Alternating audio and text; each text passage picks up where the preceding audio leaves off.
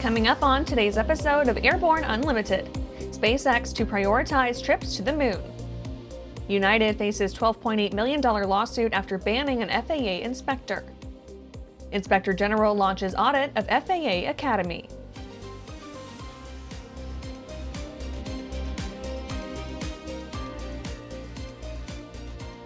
Welcome to Airborne Unlimited. I'm your host, Holland Lee. Let's get into today's stories. SpaceX to prioritize trips to the moon. SpaceX has told investors it plans to shift its priority to going to the moon instead of Mars, and targets March 2027 for a lunar landing without humans on board. This will be the first step in what founder Elon Musk says will be a self-growing city on the moon. The company says Mars will come later, as it focuses on putting Musk's rocket company and his startup artificial intelligence company together. Musk says using solar power from space will help meet the global electricity demand on the ground from AI. In a regulatory filing, SpaceX said it wants to deploy a 1 million satellite AI data center in orbit. Musk says travel to the moon takes approximately 2 days, with launches possible every 10 days, while travel to Mars requires a 6-month journey, with windows opening only every 26 months. Due to these constraints, SpaceX is prioritizing a self-growing city on the moon first. Musk said that the company will resume working toward Mars in the next 5 to 7 years, but he pointed out that establishing a base on the moon would be more efficient. He wrote, quote, "The overriding priority is securing the future of civilization, and the moon is faster. The mission of SpaceX remains the same: extend consciousness and life as we know it to the stars," end quote. And after the break, Aircraft Electronics Association names keynote speaker. It's time to upgrade your power plant to the first FAA-certified clean sheet engine design in over 60 years. Delta Hawk's jet fuel-powered liquid-cooled turbocharged engine produces turbine performance at 40% better fuel efficiency of typical reciprocating engines, while also achieving exceptional reliability and significant reduction in cost of ownership. Reserve your engine package today at deltahawk.com. Looking for a new generation of proven and efficient aviation power plants that boast modern engineering, electronic ignition, and both direct and gear drive systems? With 100 horsepower to 240 horsepower, the Skyline and Redline engines offer uncommon value in an overpriced industry. Whether you are looking for fixed wing or rotor, MW-Fly Americas has been established to service the American market with dedication and expertise. MWFlyAmericas.com. Welcome back. Now let's take a trip around the patch for some shorter stories with a new addition to the Aero-News team, Cam Walton. Thanks, Holland. I'm absolutely elated to be a new addition to the Airborne team. Aircraft Electronics Association names keynote speaker. The AEA International Trade Show and Convention, March 23rd through 26th in Dallas, will feature Mike Goulian as the keynote speaker at the event. Goulian has authored 2 books on aerobatics, given numerous FAA, EAA, and industry safety seminars, filmed numerous safety videos, and has received all 3 airshow industry awards for his achievements. Goulian has been involved in aviation since the mid-1980s. His parents founded and operated Executive Flyers Aviation, a flight school located outside of Boston, Mass. His dad, Myron, started the company in 1964. Texas A&M team joins aircraft recovery effort. A team from Texas A&M University is helping in an effort to recover and preserve the World War II Douglas TBD-1 aircraft that has been submerged in the Pacific Ocean for more than 80 years.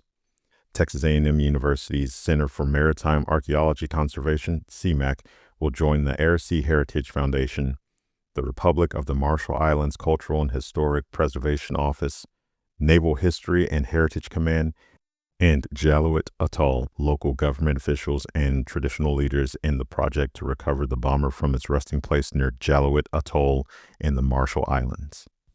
Air Canada halts flights to Cuba as jet fuel shortage looms. Air Canada says it is suspending service to Cuba effective Monday as the Caribbean island's major airport warns it will run out of jet fuel. In an official notice to airmen posted by the Federal Aviation Administration website Sunday, Havana's Jose Marti International Airport warns jet A1 fuel not available as of Tuesday, with the warning running until March 11th. The NOTAM for the Havana airport is classified as international, meaning it is meant to be viewed by multiple countries. Update. Police investigation on SR-20 crash in England. Police investigating the crash of an SR-20 in England last week have found a device that is part of the parachute system which contains propellant. Police confirmed the device had been found over the weekend. A member of the public had reported finding the parachute device and informed the police. Members of the public were initially urged to contact police immediately if they found a small 30-centimeter device. Police issued an urgent do not touch warning over the missing device, which posed a serious risk if touched by members of the public.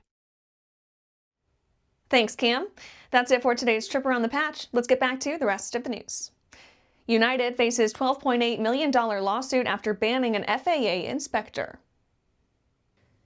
United Airlines is in the middle of an intense legal dispute with an FAA safety inspector who received a lifetime ban after he allegedly reported safety concerns while on board as a passenger. If the carrier loses, its actions could cost it upwards of $12 million. The suit stems from a May 2022 United flight out of SFO. FAA Safety Inspector Paul Asmus was traveling when he noticed issues in the cabin, ranging from a torn seat back pocket that interfered with access to the required safety briefing card, to a passenger standing in the aisle while the aircraft was taxiing. Asmus took note of the conditions on his phone. The cabin crew was not a fan of his actions. They questioned him and said his taking photos in the cabin was interfering with their duties. The captain was notified and reportedly asked to see the most recent image on Asmus's phone. Despite the picture allegedly only including the damaged seat, the aircraft returned to the gate. Asmus was removed from the flight and hit with a lifetime United ban, and was asked to pay restitution related to the gate return. United then escalated the incident to regulators, triggering a federal enforcement case accusing Asmus of interfering with crew member duties. We can all guess how that case went. A DOT administrative law judge dismissed it last year. After these messages, Inspector General launches audit of FAA Academy.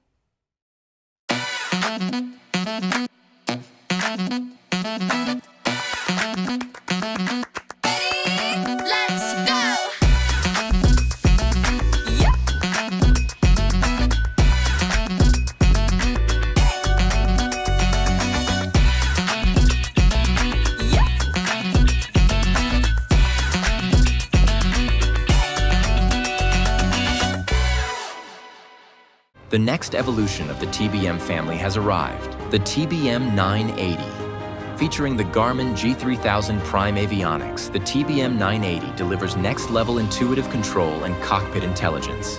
At its core is a Pratt & Whitney Canada PT6E 66XT engine and 5-blade Hartzell composite propeller, managed by a fully digital FADEX system for smooth, precise power.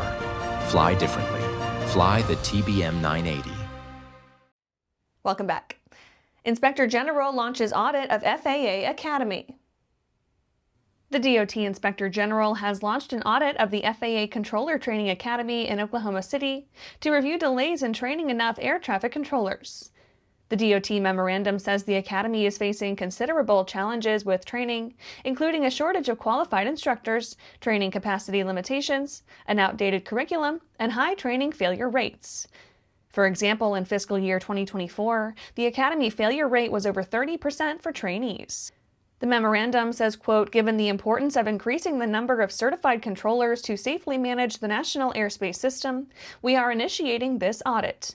Our objectives are to assess the FAA's efforts to address the Academy instructor shortages, training capacity limitations, and trainee failure rates, and the Academy's progress with updating the air traffic controller training program curriculum," end quote.